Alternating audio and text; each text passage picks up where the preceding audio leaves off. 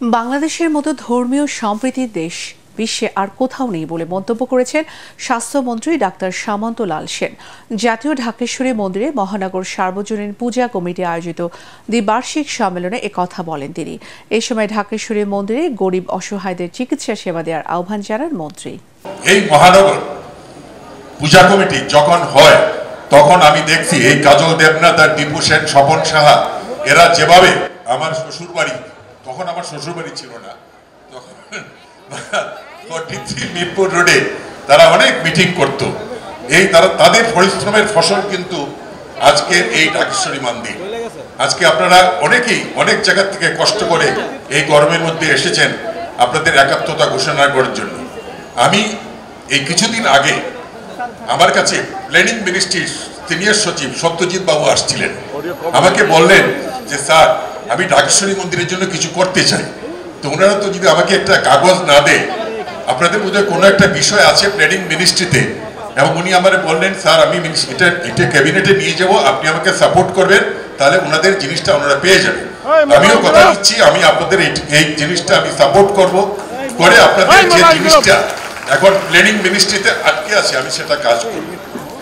এই বাংলাদেশ সেই বাংলাদেশ যে বাংলাদেশে যখন ঈদ হয় তখন আমরা হিন্দুরা, সনাতন ধর্মীরা আমরা হসপিটালে কাজ করি, বিভিন্ন জায়গায় কাজ করি, এবং যখন পূজা হয় মুসলমান ভাইরা তখন কাজ করে। তো এইরকম সম্প্রীতির দেশ বাংলাদেশে আর ছাড়া আর কোথাও আছে বলে আমার জানে নাই। আমি কোনোদিন মন্ত্রী হব আমি এটা স্বপ্নেও ভাবি নাই। আমি একটা সাধারণ জীবন ছিল আমার। আমি রুগী নিয়ে কাজ করতাম, বাসায় যেতাম, ভাত খেয়ে ঘুমাইতাম, সন্ধ্যার পরে আমি টেলিভিশনে থাকতাম। হঠাৎ করে এক টেলিফোন আমার জীবনের মোড় ঘুরে দিল। আমি কোথায় গেল আমার নাটক দেখা, কোথায় গেল আমার বউ। আমি এখন সারা দেশ ঘুরে বেড়াতে হচ্ছে। আমাকে মাননীয় প্রধানমন্ত্রী যে দায়িত্ব দিয়েছেন, যে গুরু দায়িত্ব, আমি চেষ্টা করব সেই গুরু দায়িত্ব পালন করার জন্য। আমি এখানে একটা জিনিস আসে খুব আশ্চর্য হলাম যে একসময় কিন্তু এখানে স্বপন সাহা এখানে একটা ফ্রি ক্লিনিকের ব্যবস্থা ছিল, সেটা কিন্তু এখন হচ্ছে না। আমার মনে হয় এটা চালু করা উচিত।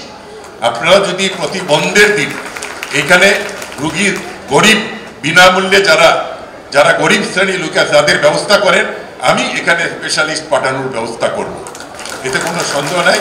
আপনারা এই কাজগুলো করেন। মানবতার সেবা, আমি যেটা বিশ্বাস করি, জীবে প্রেম করে যেজন সেজন সেবিছে ঈশ্বর, সেই স্বামী বিবেকানন্দের সেই অমর বাণী, এই বাণী নিয়ে আমি আমার কাজ করে যাচ্ছি। আপনারা আমাকে আশীর্বাদ করবেন আমি যেন আমার লক্ষ্যে পৌঁছতে পারি।